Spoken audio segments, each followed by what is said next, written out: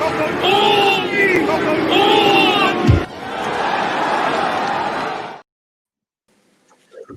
hello and welcome to the Rugby Ruckus. Ben Kimber here in Sydney, and you can see on the screen, maybe for those who are joining in video, of course, we send this podcast out on YouTube and as well as our normal audio podcast platform. So if you're watching us, so you can see Morgs down there with, looks like the trophy room. Is it Morgs down in Melbourne? Back in Sydney, mate. In Sydney, Yeah. You know, we got Tuesday night. This is Wednesday night we're recording. So Tuesday night, Randwick training tomorrow. Maybe even a sneaky session on the beach for Randwick on Saturday. So it's all heating up in terms of shoot shield, which I'm sure we'll get there at some stage. I've got away from Premier Daniel Andrews and his cesspool that is Victoria at the time. I'm healthy and safe up in Sydney, mate. Mate, you're allowed to traverse. I'm pleased you're allowed to traverse. That's going to keep you going. And I saw today that the Shoot Shield also secured its broadcasting for this year as well, which is great news. Yeah, I just finished a Randwick board meeting, actually, and a lot of smiling faces, so it must be a pretty good deal. They were pretty happy. So great that Shoot Shield can get started firstly. There's some positivity around at least some sort of crowds very early on. The exciting part of the Hunter region and Penrith being represented. And, it's going to be on TV on the 7-2 channel. So a few positive stories in the Sydney club rugby scene this week anyway. Yes, mate, that's really good news. And we need a few positive stories as well. We're starting to come out of the lockdown. We want to see rugby coming back. Which brings me, though, to something that you and I are going to do. I teased it out on Twitter and Facebook earlier. I showed a new logo for us, which is the Tight Five. And the news for our listeners is that Morgs and I are launching a brand new rugby chat show that will go live on Facebook and YouTube every Sunday night to wrap up the 5 big things in rugby that week. So specifically, it's going to be after the footy. We're pleased the footy's back, but it won't just be about the games. We'll pick out the things that happen in the games that are worth talking about. We'll pick out the big news of the week. We'll get some big name guests on, and we're doing it in partnership with Rugby Pass as well. So if you want to catch the new rugby show that Morgs and I are going to be hosting live every week and get involved, you'll need to follow Rugby Pass on Facebook or subscribe to their YouTube channel, because that's where we're going to send the show out. Now, Morgs, we're thinking about it a bit differently too. We're going to get some of the listeners involved. Yeah, there's a few things around this. It's not exactly me converting to the Tight Five, although that was threatened over a 20-year period by various coaches I had. I was just quick enough to stay out of it, thankfully. But I think a lot of it's probably because you, to a lesser degree, and myself a lot, tend to waffle on a bit on the pod. So I think the Tight Five, the idea is that we're going to try and keep it to a few topics. And also, you've threatened me with a timer or a time restraint. So I think there may be a stopwatch. Yeah, very much a quick wrap of what's happening. And as you said, try and get some good guests on. And what I've really enjoyed about our Rugby Ruckus time is all the engagement we've had from people on rugbyruckus.com, writing articles, asking questions, and also on social media, obviously. So hopefully this we'll be able to do in a bit of real time. We've seen people have a crack at it to varying degrees of success. So we'll see how we go. That's right. We've actually had some great articles on the rugbyruckus.com in the last week or so. And the intention of the Tight Five, as you said, Morgs, it's about a sharp show about the 5 things and a good chat about them and getting a good, probably 30-minute show in. But we're going to be putting up a page on the rugbyruckus.com every week where you can suggest or vote for a topic as well. So we're going to put it in the hands of the listeners more. They can tell us what they want to hear about. If you see something in a game and you take a photo of it, you can stick that up there and we'll bring that up and talk about that in the show as well. So really looking forward to that. And as I said, you need to be signed up the Rugby Ruckus if you want to contribute to the show, and you'll need to be following Rugby Pass on Facebook or on YouTube if you want to tune in on Sunday nights and watch it live and keep an eye out for some of the guests that we'll get on there. Speaking of guests, we have someone in the green room. This is our magic new studio. If you're watching us on video, we actually have some new technology, and we have a guest in the green room now, Morgs. I don't know if this is right, but did I hear he wanted a bowl of Smarties with all the colours taken out except the Western Force blue? Is that right? He's a little demanding for his green room. Yeah, right. Let's bring him in then. He was happy with a dash of yellow and a bit of black for the jersey colours, but he wanted predominantly sea of blue M&Ms. So he's always been being very precious, like a real prima donna, this bloke. Too precious. Well, there he is, Jono Lance. Jono, welcome to the show, mate. How are you? Yeah, good, thanks. Unfortunately, no Smarties on my table or M&Ms at the moment, but yeah, definitely happy to be on tonight and have a chat about everything going on. Excellent, mate. It's great to see you back in Australian rugby, but it's quite a circuitous route to get you there. Talk us through how you've ended up back in Perth and getting ready to get back involved with the team. Yeah, it's a pretty long story. It's definitely an interesting one. I was meant to be moving to Edinburgh in about a week's time. Signed to play with Edinburgh and was looking forward to that. And unfortunately, there's a visa regulation that I had no idea about. During my time in England, I was supposed to play 75% of games. Unfortunately, I was at a club who, was well within their rights, but during our European competition, we weren't in the top side of it, and as they're allowed to do and wanted to do, they chose to play a lot of English guys during that. So I didn't play any European footy this year, pretty much, and as a result of that, dropped below the 75%. Probably would have jumped back above it if there was a season to be played, but because the European games were all at the start of the year due to the World Cup, yeah, it was just a perfect storm. So that all happened 4 or 5 weeks ago, and I'd snuck back to the Gold Coast during the lockdown time to be with my parents, and then moved to Edinburgh. But yeah, it was a good option to sneak back because obviously it fell through, and as a result of all that, the opportunity came to be a part of the Force. And before that option came up, I'd spoken to my agent and said that if I was to do it again, I'd love for it to be with the Western Force and be in Perth, just because I suppose how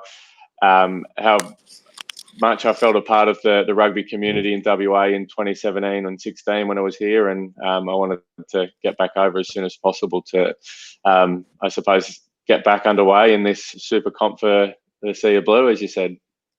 And mate, you've double quarantined, haven't you? You quarantined on the Gold Coast when you got back there, and then you're quarantining again in Perth. Yeah, I'm the king of the quarantine at the moment. Yeah, did the 2 weeks quarantine at a hotel on the Gold Coast. Wasn't too bad having the view of the sunrise every morning. Wettest winter in England last year, so I was definitely enjoyed seeing the sunrise. So I did that, and then been at the home of the Gold Coast with my family for a few weeks, and then with WA's borders, another quarantine here at my girlfriend's mum's house in Perth, doing quarantine here, which is definitely better than a hotel one. Getting a lot of home cooked curries, which is always good. Absolutely, Morgs. It's great to see Jono back in Australian rugby. How challenging is this going to be, do you think, for these teams, not just Jono and the Force, but for all the teams who've been split up, getting back together and trying to find their groove? We saw the Kiwis have started all right. Morgs, what do you expect from the Aussie sides with blokes like Jono coming back in from different angles? Yeah, well, the good thing about Jono, we talk about cohesion a lot, but he's played with a lot of footy with some of the guys there at the Force, and that'll be a huge advantage to have those relationships. We've seen that with cohesion, but also coming in being an important cog in the systems, being a ball player. Those things do take time, so it's interesting that the 2 week the quarantine will take away from that preparation time. So just another challenge in this circuitous route that Jono's tried to get back on the field. It's been an interesting story since 17. What an amazing season with the Force. And then I tried to sneak him across to the Rebels. There was a false start with the Rebels, then off with Worcester and places like that and overseas. That's it's the storied life of a professional rugby player, but you see there the human element side of it. 2 weeks in quarantine, back to the Gold Coast with mummy and daddy. Then, geez, he's battling so bad he's stuck at the in-laws now as well. All this just to play rugby in Super Rugby AU. So, maybe it will be interesting. I've seen, we're recording here on Wednesday night. The Rebels have announced they're getting straight up into Canberra early to make sure, the Daniel Andrews doesn't close the borders on them and all those sorts of things. So, just a strange world that we live in at the moment, where so many things outside the rugby bubble, in inverted commas, can affect one, a team's performance, but two, the delivery of Super Rugby itself. Yeah, that's right. And Jono, look, if you'd asked 6 months, a year ago, you wouldn't have thought you'd be back playing for the Western Force in a Super Rugby competition. How much does this mean? I mean, the story of the Force is so unique, and it's been heartbreaking for the locals, and then to see Twiggy come back in and bring GRR around. This must be huge for Perth Rugby. Yeah, as you said, 2017 was a massive year. Obviously, I think if you looked at that year, we probably had some of the highest crowd average numbers. I think we came second in the Australian Conference, and I sort of put it. I really feel like WA got it right. A lot of my old teammates have given it to me. I've moved around to a few clubs, but I think as a result of moving around and I suppose chasing my own dream, I've seen what strengths and weaknesses a lot of clubs have, and I mean, there's a lot of strengths in Queensland and New South Wales, because they are, I suppose, the homes of the Shoot Shield and the Prem Rugby, and the schooling systems there allow it. But I do really feel that WA Rugby and the rugby community in Perth was something that just constantly amazed me while I was here. The quality of the fan, the sea of blue, it's an amazing group. And then back then there was some interesting, unique stuff that the Force did in terms of having a Force family. So you like, it was almost a glorified member who was willing to go that extra mile to help out guys who'd come over from the East Coast. So I was very close to my Force family. I'd have dinner at their house once a month, and there was just so many things that they did in the community that was done extremely well. And I think that's why it was such a shame with how it went down, because I really feel that WA, whether they got it right at the start or whether they got it right at the end, I can tell you for sure that I felt like that they had nailed it and they were in the right direction. Yeah, well, you've definitely got to acknowledge the tenacity of the rugby community over there. I mean, the fact that the Force were hanging around, that they'd got Twiggy on as a benefactor, that they'd kept the dream alive, and then were in a position that they could be included when this opportunity presents is really quite the story. Jono, what are you expecting? Everything's been thrown out of the cot, right? Super Rugby's entirely different. We've got local derbies. What are you expecting from this competition? Are you expecting to see a Force team that can genuinely compete? I mean, I had concerns originally, but I can see some names coming in now, bolstering the squad a bit more. It's definitely going to be a challenge, but clearly you guys will be up for it. Yeah, definitely be up for it. As you said, like for me personally, if you told me 6 months ago I'll be playing for the Force in Super Rugby, I would have told you you were dreaming. So to get this opportunity to come back and play for the Force and play in Australian Super Rugby, for me is like, I feel, I mean, I'm not 30 yet, but I feel like a kid again. I've heard a few guys in the squad say something similar, feeling like they're a kid again and excited to pull the jersey on. And I feel like that almost chip on the shoulder that every staff member, every player has at the Force is only going to be a positive for us. Like in terms of the way that I see that they're going about their training through watching the video, and I know how intense and full on it is, because we know that we have to do everything we can to compete and do well, which I think everyone's doing at the moment. So it's an exciting vibe, and one that I don't think anyone's taking for granted, which is going to be a positive for all the guys. Morgs, with the new Super season confirmed, which is fantastic. I think the last time that we spoke it hadn't been, but to see it in the books, to see it ready to roll, what are you thinking about the effects on the teams? I mean, Jono there's basically talking about, I think, the way the team will galvanise around coming together, and there's going to be some restrictions around the way the teams operate. It's going to be a different environment. What are you expecting to see from the teams in Super Rugby in terms of the way they deal with it, Morgs?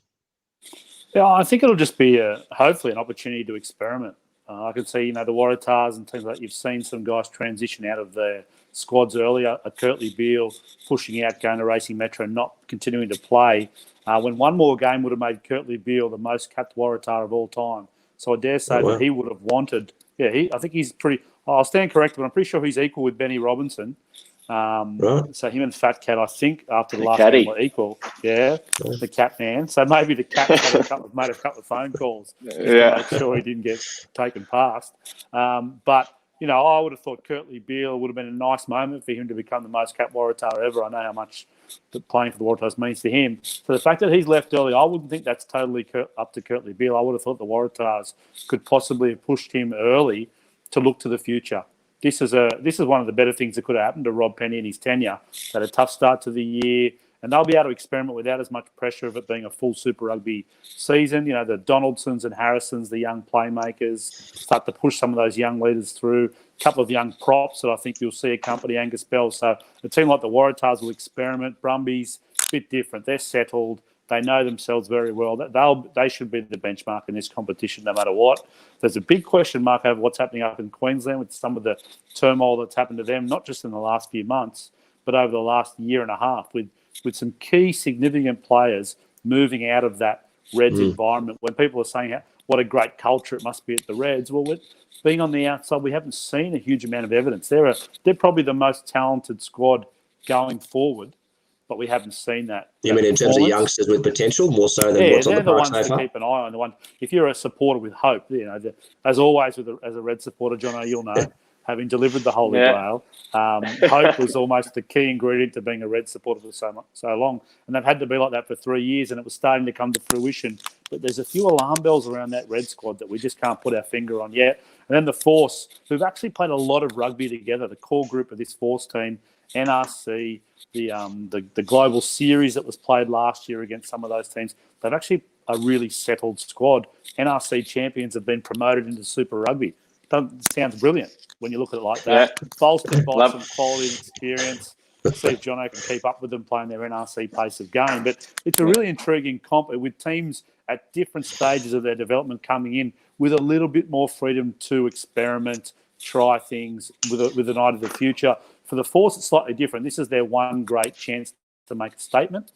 The idea of Super Rugby should be that the Force do struggle to get up to that level. But when you look at what some of the teams in the Australian Conference have been putting on the park, the Force could be right in there with the mix. And it does sound stupid, and Jono, as a footballer, he wants to win every game. He wants to win Super Rugby Australia. But if they come mid-table, if they sneak third and play in that first week of finals, that's a huge result for the Western Force. And then on top of that, as we always do, the gold jersey shadows overall. With Wallaby selections, with possibly a version of the Rugby Championship in some sort of hub, at minimum 3 to 4 Bledisloes. So there will be Wallaby test matches in October, November. So this could be a year for a few bolters to make that Wallaby team. Mate, Jono, the old journal comes out and your mate wanted to script stuff, but if you're a Western Force fan, you couldn't have scripted it much better than a chance to come back. And it's not just coming back, but it's coming back in derbies, right? It's the teams that didn't get kicked out of the competition. It's the Australian teams. Super Rugby for a few years now. You know, one of the big problems that we've seen with it is everyone watches the derbies or the games in their time zone and not elsewhere. So we're getting, not just as viewers, we're getting the cream of what we used to watch the most. But you guys as players, you're getting that. This is Wallaby jerseys every week. This is the teams that got to stay around when we didn't get to stay around. There's a lot of feeling you can cook into this, isn't there? Yeah, definitely. I mean, I touched on it a tiny bit with that. Every player at the Force, I feel, has that subtle chip on their shoulder to prove themselves as an individual, but prove as a team that Perth and rugby and WA needs to stay. So I think that's a good thing to have, and when everyone buys in on that. But as you said, for me, when I moved to England, I thought it was going to be that was it for the Wallaby dream. I'd given it a good crack for a fair few years, but I was excited about that next chapter. But to be back here, as I said, feeling pretty young and feeling really excited about the next few months with Wallaby games at the end of the year. As you said, there's a lot of look to the future, and for me, I'm a part of a select group of once were almost Wallabies, for people to be on the bench that didn't get on. And it's something that I don't like having. So there's definitely that drive there for me as well to play. First off, get out of quarantine and start training with the guys, and then from there put my best foot forward to start for the Force. And through that, I'm confident in myself to play well and put my hand up for all those things at the end of the year. Fantastic, man. Good to see you get that opportunity. Let's talk about the footy that we're going to see. Morgs, we're a couple of weeks into the New Zealand version. One of the talking points clearly has been rules. I'm interested because we also seen the Force guys with Global Rapid Rugby have tried a few other rules as well. But what's going on in terms of rules, Morgs, in New Zealand? What are the changes and what have you seen, and what are we going to do in Australian Super Rugby? Yeah, well, there's a couple of self-evident ones which were pretty good to trial in this situation. Obviously, the red card replacing a player after 20 minutes. I think wherever you sit on red cards and those sorts of things, I think we're sick of them deciding games, especially when we go into the new world of safety of the player being paramount. So the odd, what used to be innocuous high tackle will now be a red card, and we don't want that deciding game. So the ability to replace that player after a significant amount of time, which will have cost your team as well, is a really good trial. The other one in New Zealand is the, whatever we want to call it, but the golden point opportunity. In this shortened version where we're starved of entertainment, a short championship with either no or short final series, we want to see results. So those two things I think are great. The red card one has an opportunity, I would think, going forward. I wouldn't be surprised if the golden point is very much a Southern Hemisphere Super Rugby specific rule that World Rugby don't bring in, especially in test matches. And then the other thing is more about the emphasis in New Zealand on where in the game they're going to really try and run the rule over some of the laws, breakdown being a big one. And they talked a lot about the offside line. In essence, the offside line is just referee the law as it should be, getting people onside for a change. So that's an easy one. Which you've been smashing on this show for a year or more, mate. You've been just saying that repeatedly. Yeah, well, we're always looking for these creative ways to make our game more attractive or whatever, or a greater balance between attack and defence. Increasing separation and time and distance between attack and defence is huge. The two easiest ways to do that is shifting the offside line, whether it's getting guys onside to where the law is or 2 metres or whatever. An arbitrary 2 metre or 1 metre back from a ruck is probably too hard to run as a refereeing group. Just getting guys back on side where the law should be is the best one. The only other way I can think of to create more time and space between attack and defence is to make the fields wider. And that's never going to happen with the way our stadiums are built. Think about the athlete in the 1970s is playing on the same size field as our athletes now. The athletes cover the field a lot faster, quicker, more efficiently than they did back then. If you can't make the field wider, well, then you've probably got to separate the teams face to face. And being really diligent on that offside line as an assistant referee, I think is a huge positive for the game going forward everywhere. And the breakdown, look, I'm always a bit biased possibly, but I always want any 50-50 calls to go the way of the attacking team. We've seen some issues about players going off their feet and popping back up late past the ball in New Zealand, which is a habit that's been created over 4 or 5 years all around the world. You'll see captains talking to referees in test matches saying, as long as we pop up, we're fine there, and referees have let that go. I don't like the idea of attacking teams being harshly referee. So, Morgs, just explain exactly what you mean by that. Explain exactly what you mean by that. Yeah, so when a ruck's formed, and pretty much anywhere in the game, rugby is about a game played by people on their feet. You've got to be on your feet to be a player in our game. As players have been so good at stealing the ball, jackling over the ball, players going off their feet in attacking ruck has been part of the game forever. And so going off your feet, diving head below hips, is somewhat dangerous, but also is obviously against the law. But what's been happening in the almost a decade now is that if you go low to get under a guy trying to jackal or steal the ball, and you spend some time off your feet to get under there, if you make the effort to pop back up afterwards past the ball, well, then you'll often get away with it. If you just dive in, seal the ball, and lie there, that's when a referee will try and ping you. When modern players talk about pictures, we're talking about pictures at the breakdown, which is a strange thing, but it's about showing referees certain types of pictures that they're happy with at the breakdown. And that was one of those that's changed a little bit in New Zealand. So they're being a little bit more harsh at guys going in off their feet. And point of entry, I think we're pretty happy with. I'd be ruthless on point of entry for anyone wanting to use their hands at the ruck, i.e. to steal the ball. I'd be less harsh on players coming in at 45 degrees to try and save the ball. I'd much rather continuity. I'd much rather a high phase count and speed on the ball in general. And what's happening at the moment is a couple of referees aren't refereeing it the same. And it's funny, coaches are talking about the coaches and the referees relationship. I think we're seeing that a really interesting thing here where players are being conditioned to perform a certain way, whether it's through the week or through the whole of pre-season. Righto, this is the way that we play the game. This is the way we save our ball at breakdown or we steal the ball at the breakdown. What we've lost is the art of a referee and a captain managing a referee, or players adapting to a referee.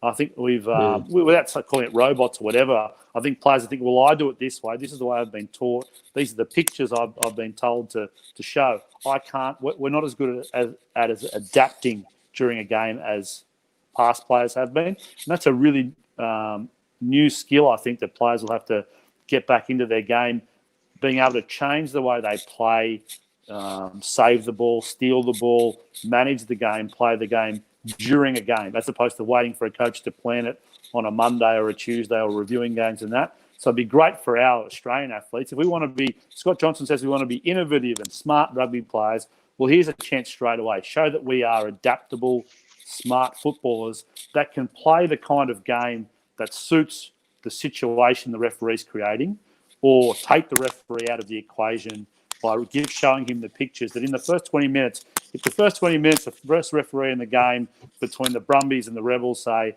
and he pings 3 guys in a row for going off their feet.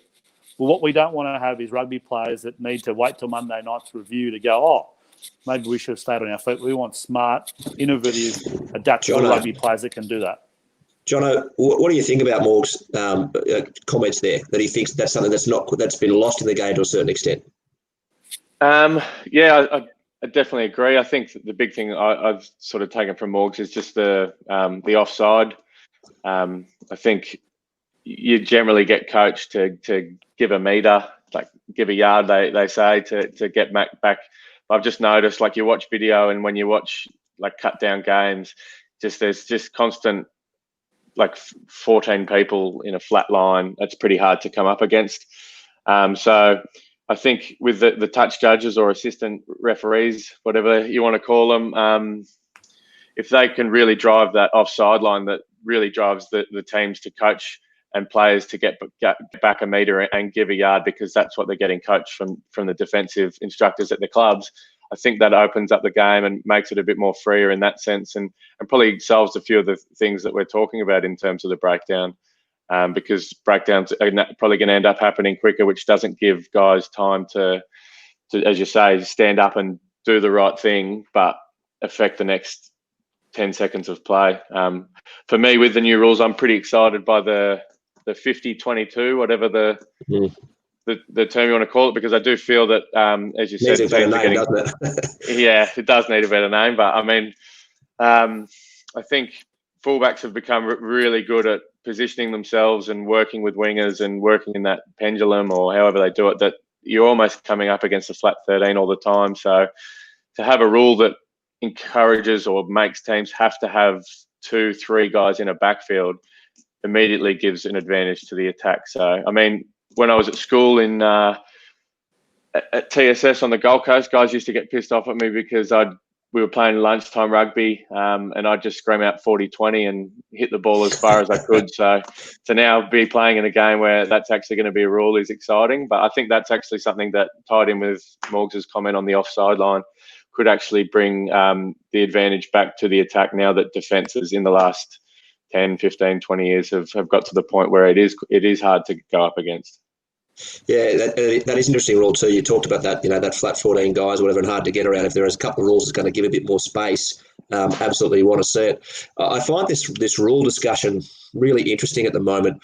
Morgs, I think you might have got it as well. I got an email the other day from Brett Papworth and Dick Marks and a bunch of guys who were saying the game needs to change. We clearly hear it from Twiggy Forrest as well. He's virtually put Rugby Australia on notice that he's keen to be involved, but he believes rugby needs to evolve. And I think one of the more nuanced things out of the crisis that has happened in Australian rugby this year, the situation that Rugby Australia has found themselves in, is I don't want to see everything trying to solve everything. My belief is that the rules need to be tweaked, for sure. There's always ways that you can improve, and we've just talked about a couple of rules which we think will improve the quality of the game. But it's a matter of how far you go along that way, because, and Jono, you might have a view on this, but the fact that rugby in Australia hasn't been in a happy state, to me, is largely to do with the Super Rugby structure to not working, with the competition not working. It's healthy in other parts of the world, and so if it's healthy in other parts of the world, if we see a good World Cup, surely the rules aren't a world away from where the game becomes more effective. So is there a bit of nuance here in how far we think we need to change because of the situation that we're actually in? Yeah, for me, I think you've nailed it on the head. There are other issues. I look back to when I was in high school and Super Rugby was like all we spoke about. And granted, I went to a school where rugby union was the religion, but I just remember then it was Monday night, you watched the rugby club and you'd watch the highlights, and then Thursday night you'd look forward to the Thursday night show where you actually sort of feel like the players. I remember in 2006. There was the Piggies versus Princesses, whatever the show was, and guys would be talking at school on Friday about something that happened on the show the night before. And I think those type of shows are so important for rugby in Australia, because for two reasons. You see that the players are humans, and they take a bit of banter, and there's a bit of banter in between the Australian teams. So you sort of humanise the guy, but also just gets everyone excited throughout the week. Okay, Monday I can watch the highlights. Thursday I can have a look forward to the weekend, but on a light-hearted note. And then come Friday night, you're watching rugby. I think that's one thing I've noticed that through the last 4 or 5 years has really trickled out of Australia. And I know there's a lot of guys who have been trying to do that, and guys we know well that have been trying to bring shows like that in. And I think for me, as looking back on how I was at school, and you need rugby to please the masses. And I think if you get your school kids and your juniors really into it through that sort of stuff, then the rest sort of takes care of itself. Yeah, mate, you're spot on it, and your music to Morgs is, I'm sure Morgs has talked a couple of times on our podcast about the need to get those players humanised, and Morgs has said, put them on. What's that show? Have you been paying attention or whatever? Get the faces out there, get them known, those sorts of things. And quite seriously, it's one of the reasons that we're going to be doing our Sunday night show is because during this crisis, this pandemic impact hasn't just been about rugby. My background's in media, and media is getting devastated. Just today, the ABC announced, a couple of hundred layoffs. In rugby, we've seen the great Jimmy Tucker from the Courier Mail in Queensland has hung up the boots. From News Limited, they're shrinking their staff. We've seen the rugby.com.au staff are being let go at the moment. You saw Christy Doran at Fox Sports. There's virtually no digital team at Fox at the moment. So, what we want to do is actually put a bit of content out there. And now that I think about it, anyone out there who wants to help out, editing the rugbyruckus.com, let us know. Put your hands up. I'll pay you twice what I pay Morgs to get involved, which is a big duck egg. But Morgs, as I said, that was music to your ears, what Jono was saying there about getting people around the players, getting them known, getting more content around them. And I was really pleased. I don't know if you caught it, but the Australian did a Facebook live chat with I think it was Matt Tamua and a couple other types from the game having a chat. But Tamua stood out for me, talking to Wayne Smith and others, because he said a lot of things which I've been percolating another column. I write a column on our website every now and again, but I've been about to write one on just this. My background is digital media and building websites and those sorts of things. And I saw Tamua say exactly this. Tamua was there saying, cameras in change rooms, more, sort of real view of the players doing stuff, mic them up, all that kind of stuff, which Fox has been doing a bit over the years as well. But how important that is. Morgs, when they start talking about how the game gets broadcast, this stuff's going to be critical too, isn't it? Yeah, it is. And I think we're looking at whole of game solutions, and the rules are a part of that, which is where this conversation started. I reckon I would temper the fiddling around with all parts of the game, which you alluded to a little bit, Benny, by the fact that let's not forget that, you mentioned Super Rugby structure is an issue, and this is an issue, and that's an issue. The issue is that we haven't been winning. That's the overriding issue in rugby in Australia, is that the Wallabies haven't been winning and Super Rugby teams haven't been successful consistently. Now, the reasons for that are probably part of it is the Super Rugby structure and development of coaches and players. There's lots and lots of things that push into the reasons why the Wallabies haven't been consistently successful and the Super Rugby teams haven't. And a lot of smart people have got some really good ideas about why, and all these things are a part of that. The other part of it is how we present our game to, one, our rusted-on supporters, and two, how we present it to new supporters that we're trying to attract. And the overriding one for that is the Wallabies winning. And on the side of that, if we could have a winning Wallaby team with really engaging, accessible players, well, then it will grow exponentially. But let's not forget about what the core of everything here is. Australia winning, the Wallabies winning, Super Rugby teams being successful, and things like Super Rugby AU, multiple games in our time zone, consistency of games, all those sorts of things. It's going to help in this small block.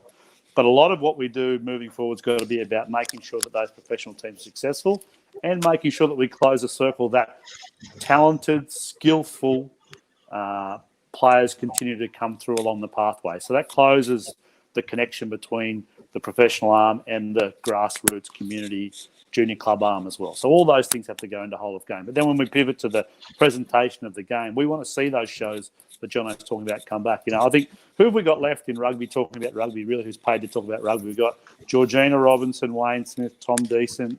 Who else, Benny? That's probably it, yeah? Who is full-time a rugby correspondent journalist at the moment. Who else? Yeah, probably someone else down in Canberra. Chrissy Dutton, how's he going? He's still there, yeah. He's still there, yeah. So we've got one down there. We've got the two boys at News. So we've got Julian and Jamie at News. Yeah. And we've got the two at the Herald. Still there, are they?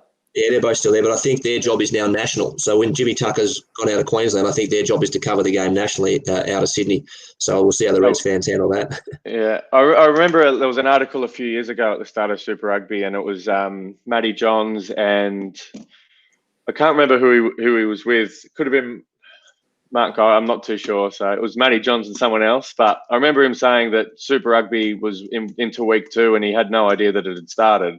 And he actually works at Fox Sports. So for him to come out, and because the article was talking about how he loves rugby union, loves the Wallabies, like his memories of Australian rugby is success, which obviously ties into Morg's success is the king. But for someone working at Fox Sports to talk about the fact that he hadn't really seen that Super Rugby had started up again, whether that's through advertising, whatever it is, there's a whole bunch of stuff that can be looked at. I've got to say, I was an exec at Fox Sports when Matty was there too, and you've got to take that one with a grain of salt. Those TV blokes swan in and out pretty pretty late. They turn up for a couple of hours, they turn out. But your point is well taken. And I think I was about to say the same thing to Morgs. And yes, absolutely, winning is a thing. But I often talk about the fact I've got an 8-year-old and a 10-year-old boy, and the consistency of the product being available for them to consume is just not there, right? It just hasn't been there. Even if they were winning, they're getting 5-6 home games, spread out over 20 weeks. They're not going to watch because these are kids who are just started learning their love of the game, right? An 8-year-old, mate. Take me to Coogee Oval, Benny. Mate, you put a nice spot and you put a few beers here for me, mate. I'm there. Mate, right? I'll send you a season pass, mate. All right, I'm in. That for £1. Mate, just sneak under the fence like Noxie did. Oh, Noxie doesn't play either down there. I think one of the reasons that you're talking about as well, that I think that Shoot Shield has had a huge resurgence, and I know Premier Rugby in Queensland is the same. And like when you're in WA, the competition over here, I feel that the laws at stadiums are almost so strict in Australia that it really does bring down the base level of someone's enjoyment at a game is win-loss relative to their team. Like if you go to Allianz to watch the Waratahs play, there's so many laws on where you have to sit, like how you have to be during the game. You can't wave your flags. Mexican waves are banned. All that sort of stuff just ties into the fact that people go, sit down, watch the game of rugby, and then leave. And the whole entertainment value is based on whether their team won or lost. There's no other way that you can get that entertainment value. Like as someone who loves American sport, like you go and watch a game over there, there's stuff happening at all times. You really test the limit of what's allowed in the stadium. I think that does play in it. As you said, taking your kids to a game, you want there to be other things that sort of engage them and bring them and make them leave. You might leave a game and be annoyed at the result, but your son or your daughter's had an amazing experience. And I think that's something that I think needs to be spoken about because, I feel from being in England the last few years and seeing the fans there and having drums in the crowd, having a trumpet going, getting the fans singing, like that all plays into it. And you can't do that in Australian stadiums. Yeah, my time at Paris with Stade Francais as well, Jono. They're probably the greatest example of it. We play in front of 80,000 at Stade de France. My kids had come along to watch me play. They'd have a tiger come out, bring the ball out. They'd have the Moulin Rouge girls form a tunnel going out there. There's fireworks after the game. My kids wouldn't know what had happened. Obviously, my 10-year-old son was happy with the tunnel, and then the kids loved the fireworks, and it didn't matter. And there were 80,000 people there in Paris, and it is a soccer town. It's a football town, and most of them didn't know anything about rugby. They didn't care about Stade Francais, but they went for the event and they kept coming back. So I think you hit a nail on the head there too. Yeah. Guys, I'm going to roll that into the next part of the conversation I want to take up on this because, Morgs, I've actually really enjoyed the news the last couple of weeks, particularly I saw Dave Rennie talking this week because some of the things that, when we've had this conversation in the past on our podcast, we've talked about, and I've said repeatedly, I would like a Trans-Tasman type competition for that very reason because it would put the content in the time zone that meant there was a regularity to it for me and my family, for my boys to watch and enjoy that. They knew each week the Waratahs would be playing in a time zone that they could watch for a period of time. So the fact that I see Rennie this week say two things which I had talked about previously I think would be good. One is the Trans-Tasman competition, but he also talked about, and John, I'm interested in your thoughts here, he also talked about the ability to pick Wallabies, Australian players from other teams in the Trans-Tasman competition. So I like this idea a lot. It takes you probably, and I'll wait for Morgs to shoot me down on this one, but it takes you probably, that step closer to an NRL type scenario where you can play for any team in the competition. You might lose some of that consistency and those connectivity that you get with your players. But in terms of a competition that becomes more watchable for more people, if there are Australian players who are getting poached into a New Zealand side and are playing against an Australian side on the weekend, it's just an extra, as a media guy, it's an extra story. It's an extra way that this becomes more relevant to the local audience. So Jono, what do you think of this talk around this Trans-Tasman style competition, and particularly that idea of players being allowed to potentially move around it? Yeah, I mean, it makes a lot of sense for, as you said, with the time zone, and I think that you can just looking at the style of rugby the Kiwis have played the last few weeks and the style of rugby they've played the last 20 years.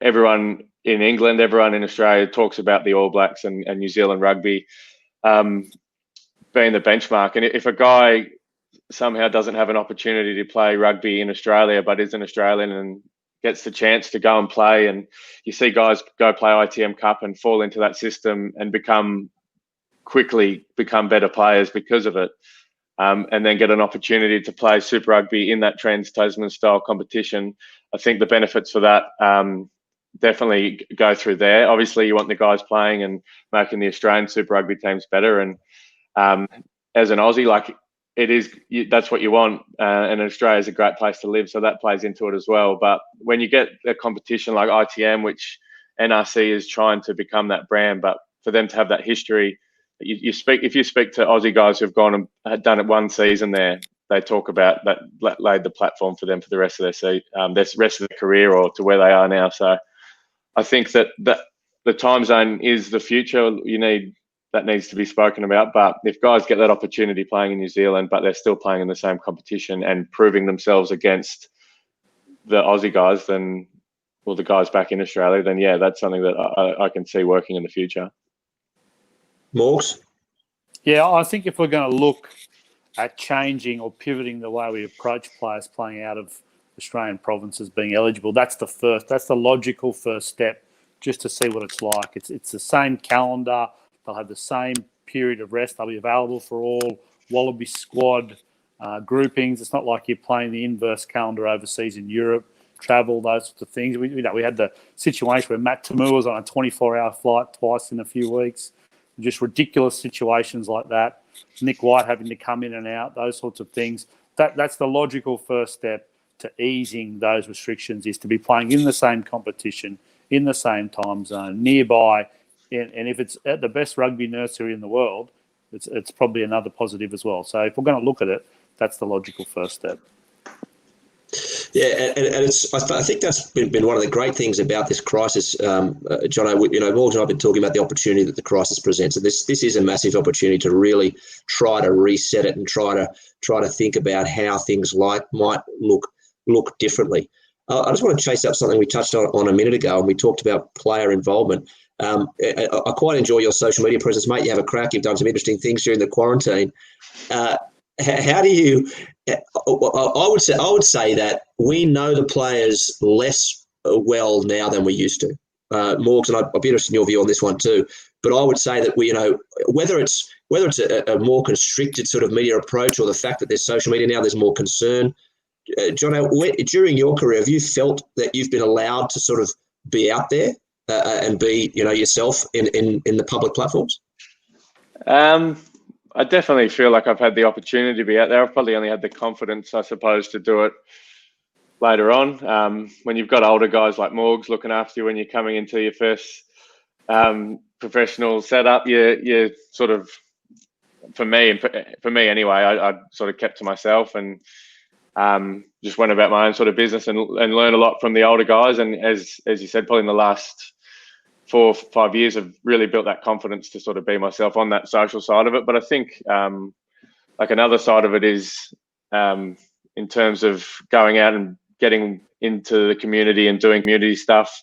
A lot of the stuff that Morgs and Hoylesy and that have been doing with the classic Wallabies is awesome and needs to happen going forward. But I remember when Ewan first came to the Reds, guys are a bit annoyed with how many promos that were required of the players going forward, and he wanted to build that relationship back up with the community in Queensland and with the Reds fan base. And I mean, at the time, it was like every 2 weeks having to go to a different school or a different club. You felt like you were getting asked a lot. But when I look back on it now, you go and you see how much the Reds means to a 45-year-old guy who's there with his 10-year-old kid, and they're all in Reds kit, and he's wearing a 20-year-old Reds jersey, and his son's got the new jersey on. I think more away from the social media, but in the sense of doing that promotional stuff with school kids and dads and people who are well off and people who are coming from tough positions in their life, who are still passionate about the game. I think that also plays into your motivation to do well for the team and the state you're in. Morgs, we've had that conversation a couple of times as well about you thinking about community days or whatever. You raised your eyebrows when I said I didn't feel we knew the players as well now as we used to. You agree? You disagree? No, I was surprised because of social media. I think pre sort of 2007 World Cup, I would have thought there's probably a huge shift in mentality in rugby in Australia. You had the transition from that older guard through to the Quades and the Kirtleys and the James O'Connors and the youthful bravado, and then pretty much the same time with social media coming in. I think individual players have been able to control and contribute to their own persona and the way they're, I suppose, the fateful phrase of their brand in the public forum. I would have thought that since the advent of social media, we've never known players better. But it's interesting that you, with all your insight into media, think the opposite. But previously I would have thought that, a one-on-one with a journo and a press conference is about as close as you got to players. I know the players these days do probably as many community appearances, if not more, as we did back in the day. And I know they enjoy it just as much as we did as well. So it's not like the players, I think, are hidden away. They probably do a lot more corporate sponsorship work even than we did as well. I suppose, when you were Eels and Gregan and that, they just kept winning. They didn't have to do too much with the corporate sponsors. They were banging down the door. So I think we do over-service our sponsors at the moment, so hopefully they feel loved as well. But I find that an interesting comment, especially when you look at social media and how accessible that is to everyone. I think it might be a bit of my old man perspective, but I probably feel that's a bit more diffuse than it is above the parapet, if I could put it that way. Probably the way that I think about it a little bit. Maybe they're better known to the rusted-on rugby fans and not as well known to the people who aren't core rugby fans. Well, what's that, Benny? That's success, isn't it? Yeah, I suppose it is. And I think it was interesting because when I wrote that column around broadcasting and the people have been talking about, FFA is thinking about it, rugby should do its own streaming service. The problem with those services, unless you're like MLB in the States when you're massive, is that you are preaching to the converted. It's very hard to get new fans to a standalone product that serves your game out there. People aren't, if they aren't seeing it, they don't know about it.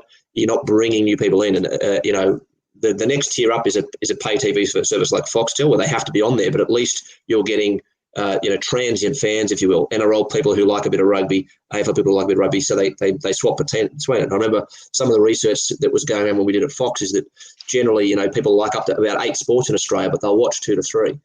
So, a lot of research is done on how many sports people will watch.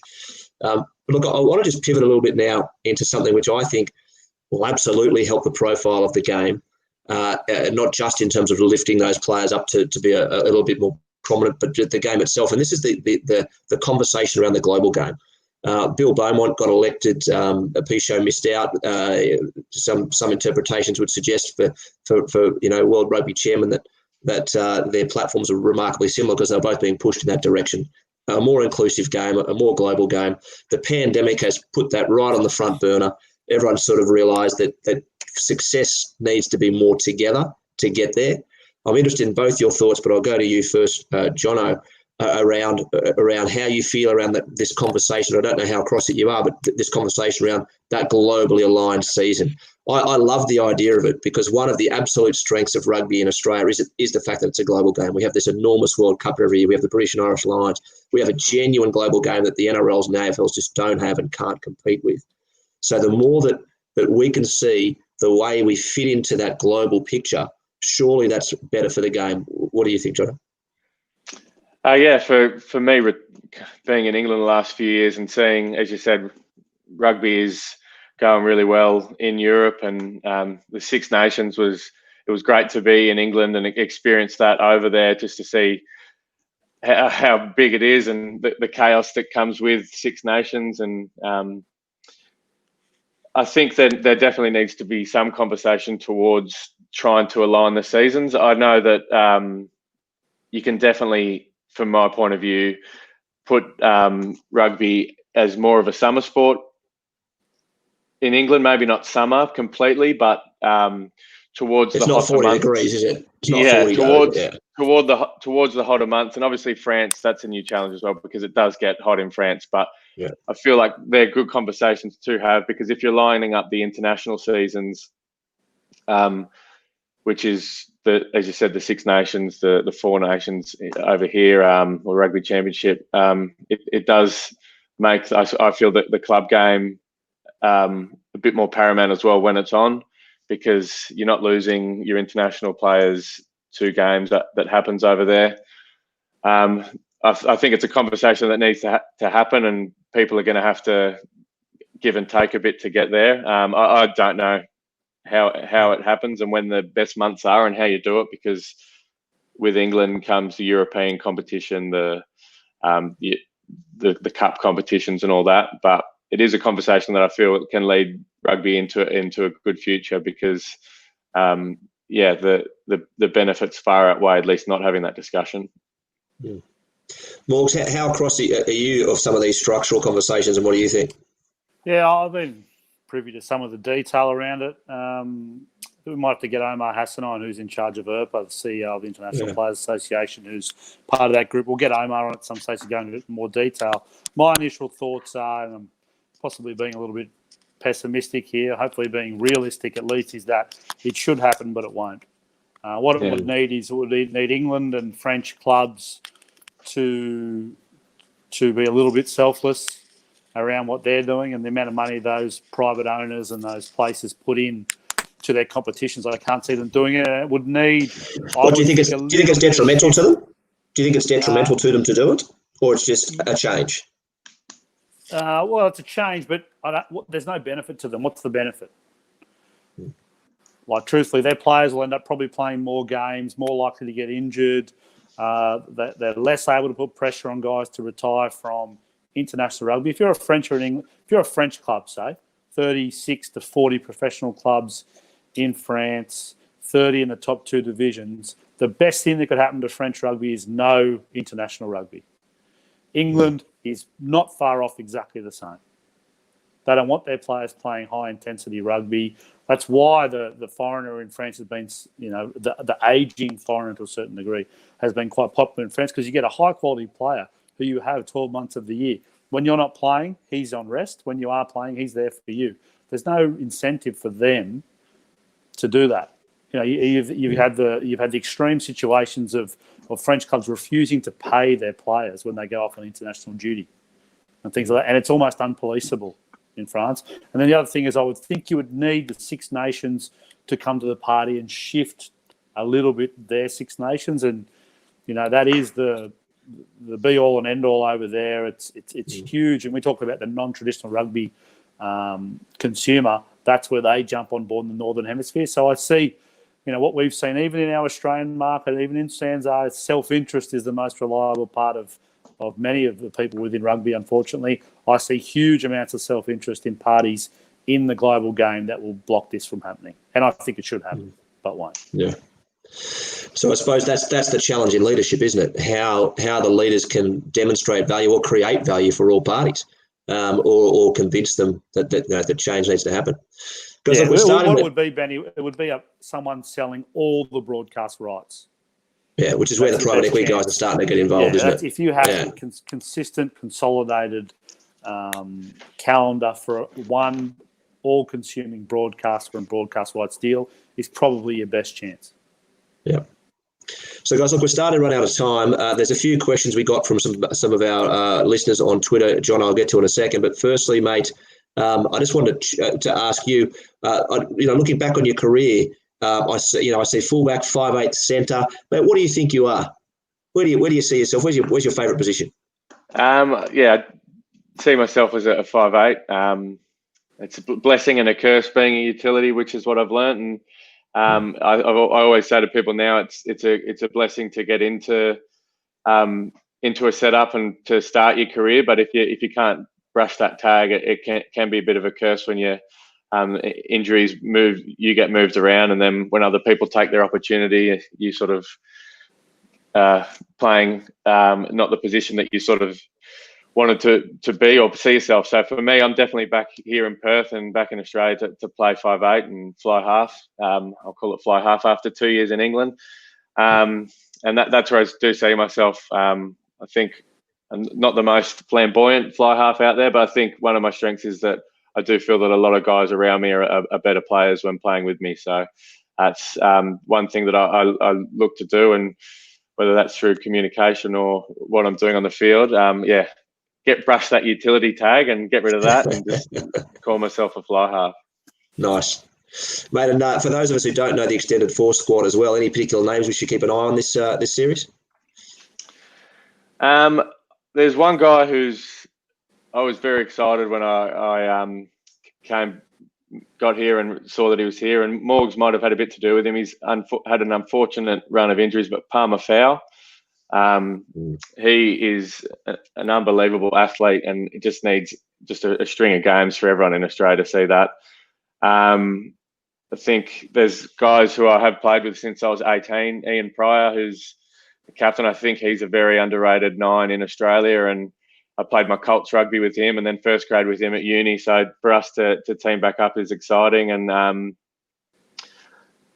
I think I touched on it earlier with the chip on the shoulder, but I feel like watching training and speaking to the guys at the club, there's a lot of guys who came to the force in the last few years for their opportunity, who have been playing really good rugby. And Jack McGregor, he's here and he's done really well for the force in the last few years. So there's plenty of names. So I think in about 6 weeks, there's going to be some people who are questioning why they aren't in other super teams, but I'll be very happy that they're my teammates. Excellent. Very good. Mate, we'll hit with a couple of questions. I think you've answered a few of these, but I think you've already answered this one. Balumba, who's a good contributor to the Rugby Ruckers, has written a couple of cracking lines for us, but how pumped are you? And do you think you can contest a green and gold spot? Yeah, I've probably answered both those. I'm extremely pumped. I never thought this opportunity was going to pop up. When it sort of sprung up, even before it sprung up, I sort of was pushing the force option to the friends and family and people involved with me. And in terms of getting over here and driving legally to do my government allowed training, to see Perth again and see all the old spots, that I just had a big smile on my face and felt like I'd just moved here again. So I was very excited. And as for the last part, I definitely think I can. And I feel like I've learned a lot in the last 2 years in England, in terms of many things, in looking after my body, how to go about rugby, and as Morg said, adapting to a game as it's playing. I think I've learned a lot about that in the last few years. So yeah, I'm definitely here to contest for that green and gold spot. Nice. Mate, Subbies Battler asks, are you going to keep up the quarantine level social media content? You're setting a high bar. I'll do my best. I like to be myself on my social media, but sometimes when you're in quarantine for a while, yourself becomes questionable. So I don't know how questionable I'll be once I'm out of here, but yeah, I'll definitely look to keep that high bar of content. But mate, you're TikToking as well, are you, I assume?